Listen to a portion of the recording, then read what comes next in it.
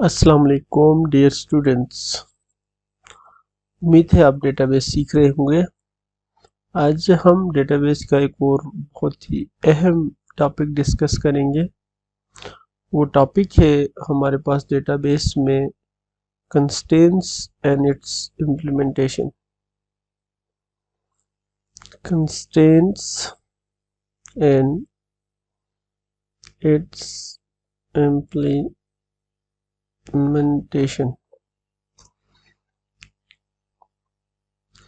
तो आइए हम पहले डिस्कस करते हैं कि कंस्ट्रेंट्स क्या होता है उसके बारे में।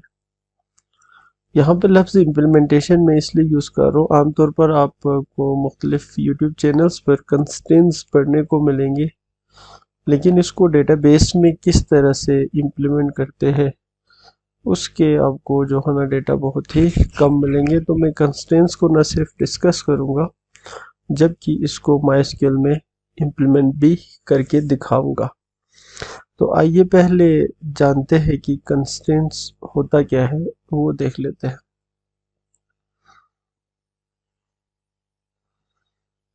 कंस्ट्रेंट्स की अगर आप बात करते हैं तो कंस्ट्रेंट्स हमारे पास होते हैं जी रूल्स होते हैं दैट इंश्योर, जो कि इंश्योर करते हैं डेटा कंसिस्टेंसी को, डेटा इंटीग्रिटी को एंड डेटा एक्यूरेसी को। ये इसका मेन जो मकसद है वो आपके पास टोटल यही है कंस्ट्रेंट्स का। ये एक रूल होता है जो आप डेटाबेस का जो टेबल है उसको क्रिएट करते वक्त आप इसको इंश्योर कर लेते हैं। तो इसमें आपके पास डेटा कंसिस्टेंस रहेगा, डेटा की इंटीग्रिटी को आप मेक श्योर कर सकते हैं, और तीसरा यह है कि डेटा एक्यूरेसी को आप मेक श्योर कर सकते हैं। तो दिस इज कॉल्ड कंस्ट्रेंट्स। अब हमारे पास जो डेटाबेस है उसमें 7 किस्म के आपको कंस्ट्रेंट्स मिलेगा। एक है जी आपके पास primary key constraints, the first one is primary key constraints. Second one आपके पास है जी null not null constraints, not null constraints. फिर उसके बाद जो थर्ड है वो आपके पास है जी यूनिक कंस्ट्रेंट्स है। 4 आपके पास आते हैं जी चेक कंस्ट्रेंट्स, और 5th आपके पास आ जाते हैं जी 5th आपके पास आ जाते हैं जी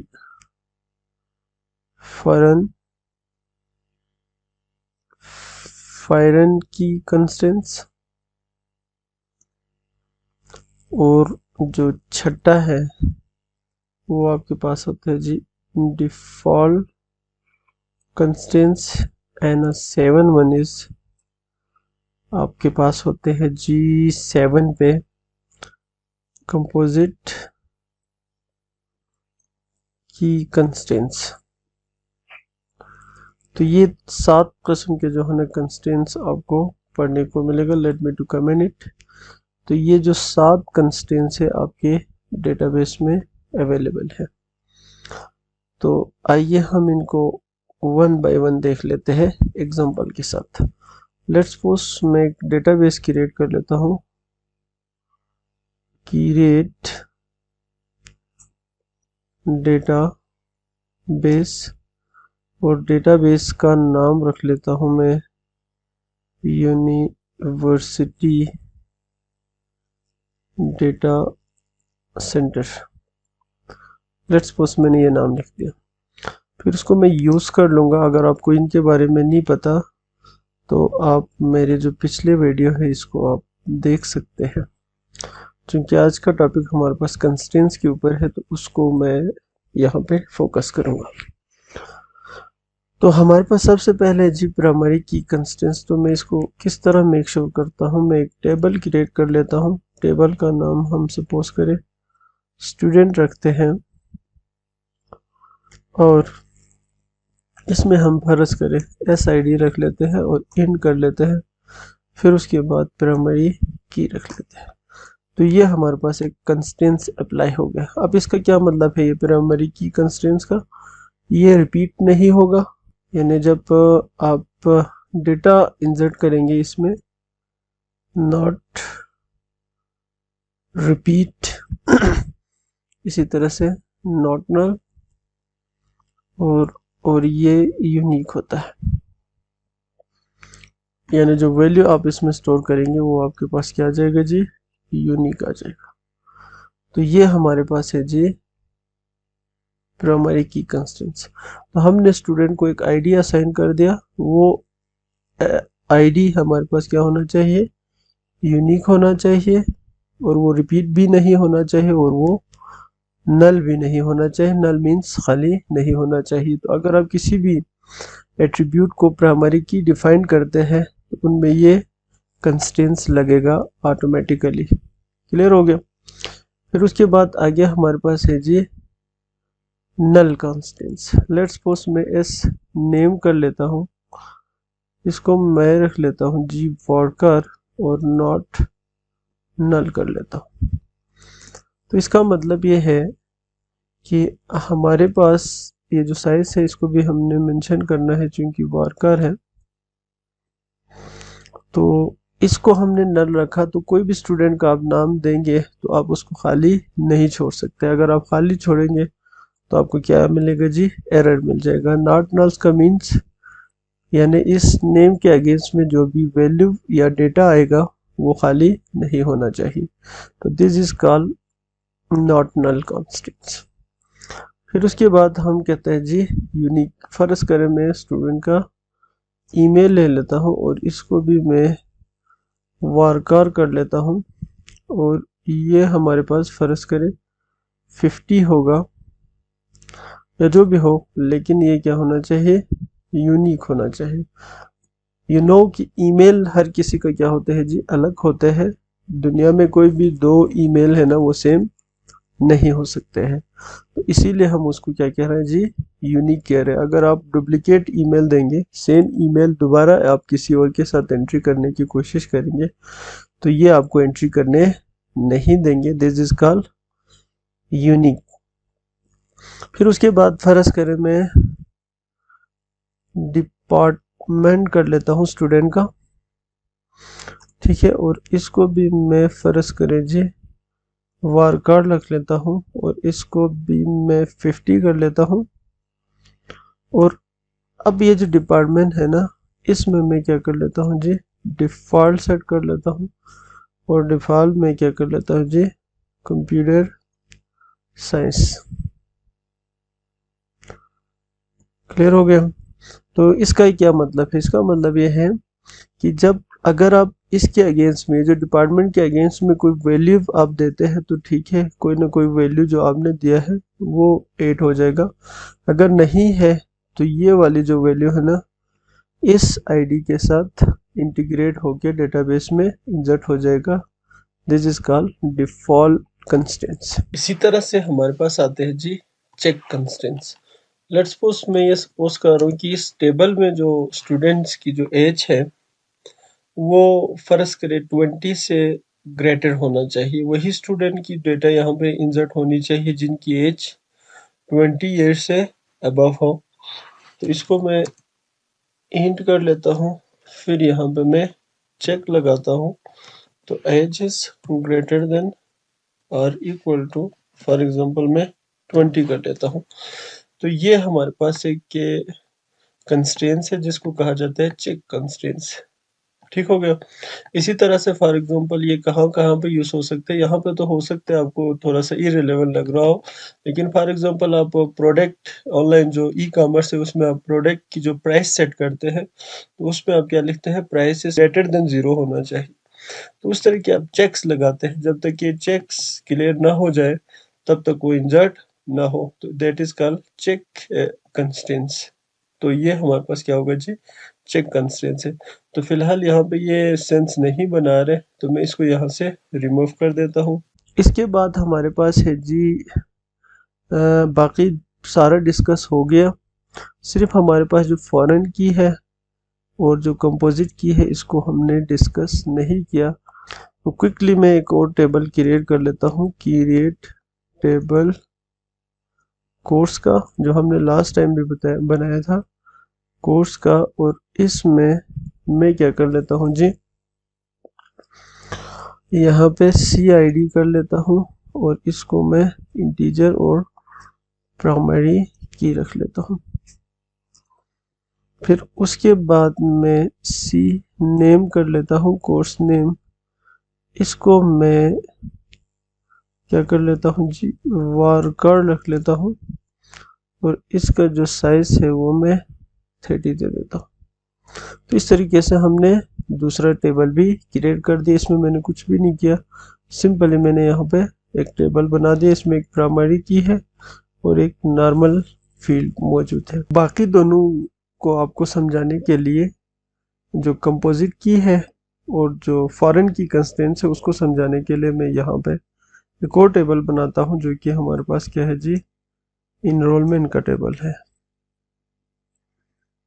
तो इनरोलमेंट टेबल हम इसलिए बनाएंगे क्योंकि हर स्टूडेंट किसी न किसी कोर्स में इनरोल होते हैं। तो यहाँ पे हम स्टूडेंट इनरोल होगा कोर्स में, तो इन दोनों को हम यहाँ पे स्टूडेंट और कोर्स के दरमियान रिलेशनशिप ड्रा करने की कोशिश कर रहे हैं, जिसमें हम इनरोलमेंट टेबल को यूज करेंगे। तो हम यहाँ पे क्या कर लेते हैं, SID और इंड कर लेते हैं।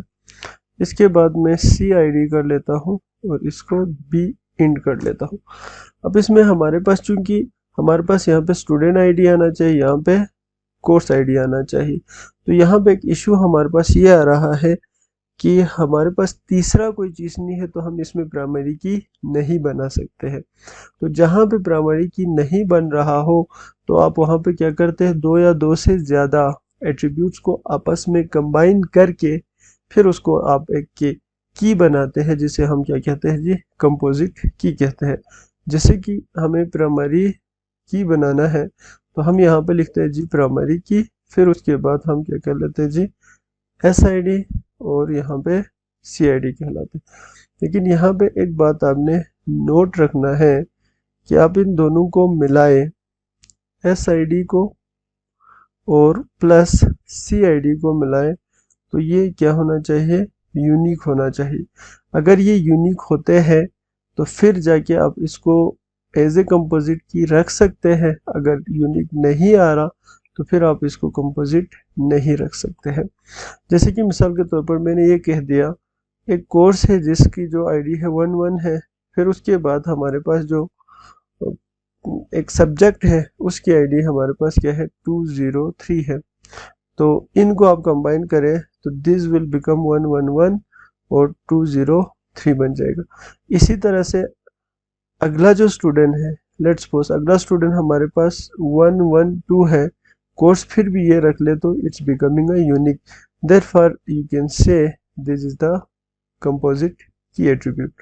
क्योंकि हमने क्या कर दिया जी, दो एट्रीब्यूट्स को, जैसे कि ये एट्रीब्यूट है, ये एट्रीब्यूट है, जो कि फॉरेन की का रोल प्ले कर रहे हैं, तो हमने इनको कंबाइन करके एक और एट्रीब्यूट बना दिया, ठीक है।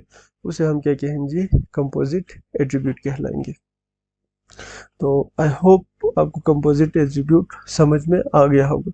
अब हमारे पास है जी फॉरेन की कंस्ट्रेंट्स है, तो हम क्या कर लेते हैं, यहाँ पे लफ्ज़ कंस्ट्रेंट लिखते हैं, फिर उसके बाद F के SID कर लेता हूँ। फिर उसके बाद हम यहाँ पे फॉरेन की कर लेते हैं।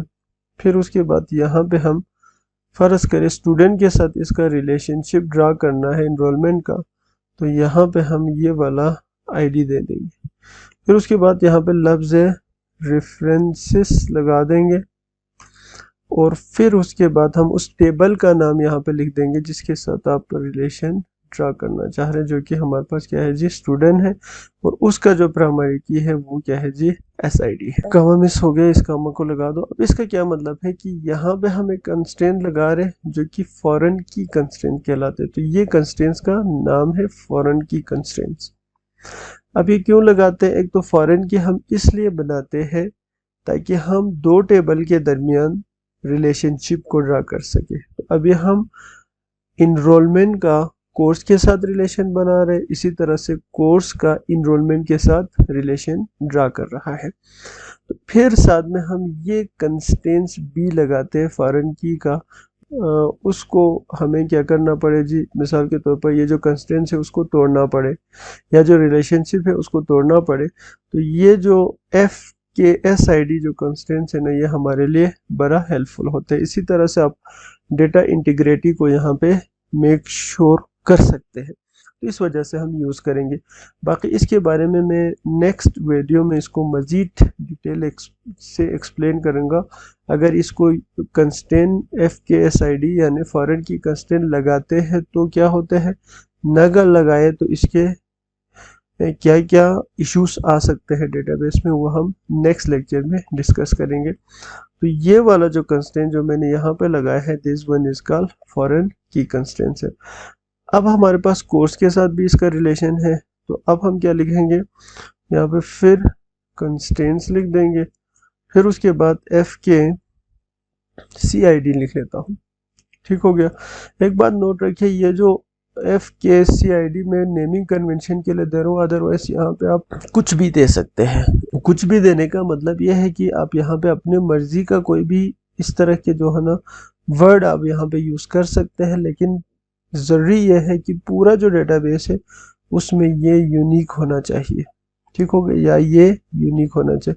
फॉर एग्जांपल स्टूडेंट का भी इनरोलमेंट के साथ रिलेशन है, स्टूडेंट का कल को डिपार्टमेंट के साथ रिलेशन होंगे, तो वहाँ पर भी ये आप यही सेम जो कंस्टेंट्स लिखते हैं तो वो एरर होगा। पूरा जो डेटाबेस है उसमें जो कंस्टेंट्स का जो नाम है ना, वो क्या होना चाहिए, यूनिक होना चाहिए।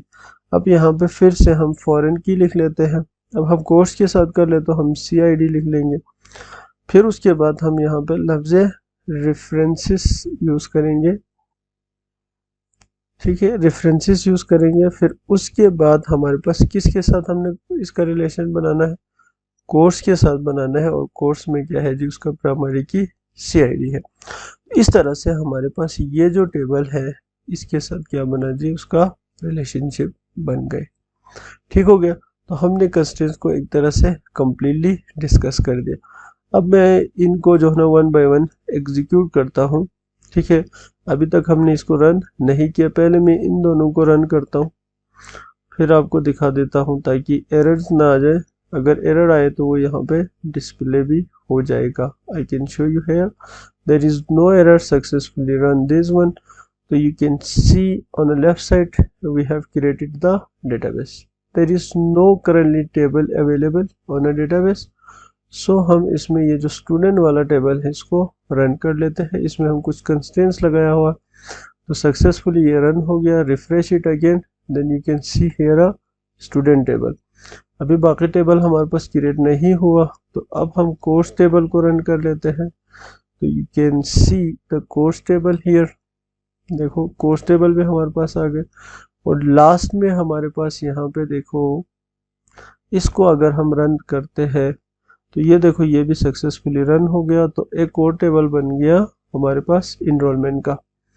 तो इस तरीके से हम इन सब पे कंस्ट्रेंट्स अप्लाई करते हैं। ये जो लेक्चर के दौरान मैं आपको ये बता रहा था कि फॉरेन के हम इसलिए यूज करते हैं ताकि हम जो टेबल है उनके दरमियान रिलेशनशिप ड्रा कर सके। तो मैं आपको दिखा देता हूँ वर्क बेंच के जरिए से ही कि किस तरह का जो है ना रिलेशनशिप यहाँ पे ड्रा हो चुका है। तो यहाँ पे आपने जाना है जी डेटाबेस में, then you can see here reverse engineering, then you can just put here a next करते जाए and select a database that you have created currently. तो ये मेरा जो डेटाबेस है यूनिवर्सिटी डेटा सेंटर, फिर इसको मैं नेक्स्ट कर लेता हूँ। You can see here a list of table. We have a 3 table: student table, course table, and a enrollment table. So execute it, इसको एग्जीक्यूट कर लिया, देन नेक्स्ट कर ले और फाइनली आप इसको फिनिश कर दे तो you can see here ERD जो हमने अभी क्रिएट किया था। तो ये देखो, ये जो कंस्ट्रेंट्स हमने लगाया या जो रिलेशनशिप हमने ड्रा करने की कोशिश की, तो यू कैन से कोर्स का इनरोलमेंट के साथ रिलेशनशिप है, इसी तरह से स्टूडेंट का भी इनरोलमेंट के साथ रिलेशनशिप है। तो इस तरीके से आप इसको ड्रा कर सकते हैं। तो ये जो फॉरेन की और जो प्राइमरी की है ना, ये डेटाबेस में बहुत ही अहम रोल प्ले करते हैं रिलेशनशिप ड्रा करने के लिए। तो you can see on my screen the ERD here. So वापस चलते हैं, आइए हम इसमें ये जो स्टूडेंट है ना, इसमें कुछ वैल्यू इंसर्ट कर लेते हैं स्टूडेंट में, तो फिर मैं आपको दिखा देता हूँ।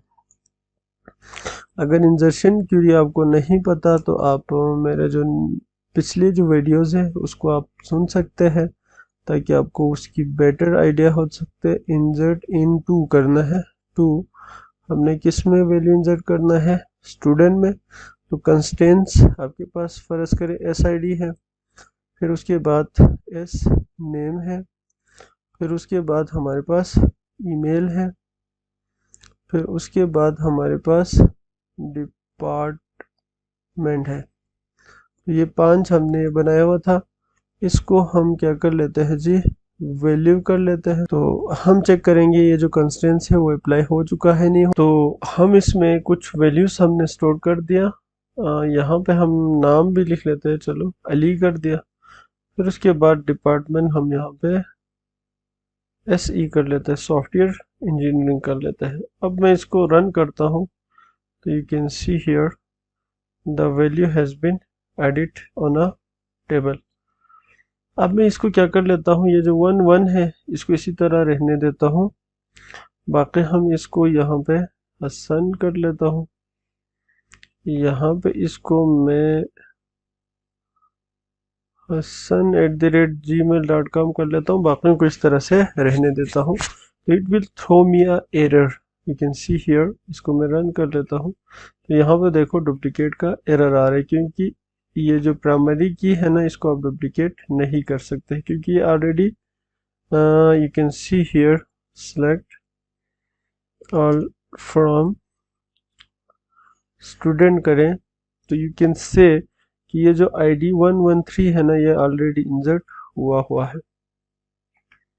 You can see here. तो इसलिए हम इसको डुप्लीकेट नहीं कर सकते। तो 112 मैंने कर दिया, चेंज किया, फिर रन करता हूँ तो ये देखो ये एग्जीक्यूट हो गया। अब मैं इसको सिलेक्ट करता हूँ, you can C 2 records on a database. अब देखो मैं इसको चेंज करके मैं यहाँ पे आरिफ कर लेता हूँ और इसको भी मैं चेंज कर लेता हूँ। अब मैं इसको 4 कर लेता हूँ, लेकिन मैं इसको एज इट इज रहने देता हूँ, ठीक है, एज इट इज इसको रहने देता हूँ, बल्कि इसको कॉम करे तो एक दफ़ा फिर इसको एग्जीक्यूट करे तो ये तो एग्जीक्यूट हो जाना चाहिए। देखो ये भी एग्जीक्यूट हो गया। अब मैं क्या कर लेता हूँ, ये जो नाम है इसको मैं चेंज करके कर लेता हूँ जी, जुनेद कर लेता हूँ, और ये जो ID है उसको मैं 15 कर लेता हूँ। तो यू कैन सी अब ये फिर एग्जीक्यूट नहीं होगा। पहले मैं रिकॉर्ड चेक कराता हूँ कितने रिकॉर्ड्स आपके पास मौजूद है। ये तकरीबन 4 रिकॉर्ड हमारे पास आ चुका है। अब 5वां रिकॉर्ड में एग्जीक्यूट करना चाह रहा हूँ तो यहाँ पे देखो ये एरर दे रहे, तो ये क्या कह रहे, ईमेल आपका डुप्लीकेट हो रहा है। तो इसको हमने क्या किया था, यूनिक करके आया था ये जो ईमेल है। तो लिहाजा इस तरह से हमारे पास कंस्ट्रेंट्स वर्क करते। तो ये वीडियो आपको पसंद आया होगा, मिलते हैं नेक्स्ट वीडियो के साथ, तब तक के लिए अल्लाह हाफिज़।